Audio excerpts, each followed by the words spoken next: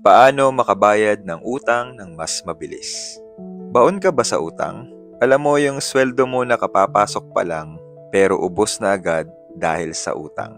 Ito ang 3-step strategy para makabayad ka kaagad. Una, ilista lahat ng mga utang mo. Kanino ka may utang, magkano ang interes, kailan ang due date. Kasi hindi mo matatapos ang problema na hindi mo nakikita ng malinaw.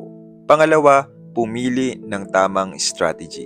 Kung kailangan mo ng mabilis na motivation, gamitin mo ang snowball method. Unahin ang pinakamaliit mong mga utang. Kapag natapos mo yon, may momentum ka na. Pero kung gusto mong mas makatipid, gamitin mo ang avalanche method. Unahin mo yung utang na may pinakamalaking interes, lalo na kung credit card, online lending apps, or 5-6. Pangatlo, gumawa ng extra payment plan. Kahit dagdag 100, 300, or 500 kada sahod, malaking bagay na yan. Pero ito ang importante na habang nagbabayad ka, huwag mo nang dagdagan ang mga utang mo.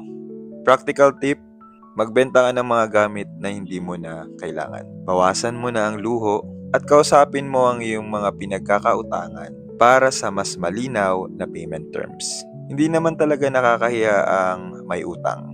Ang mas nakakahiya is yung wala kang planong magbayad. Start small, pay consistently, makakalaya ka rin.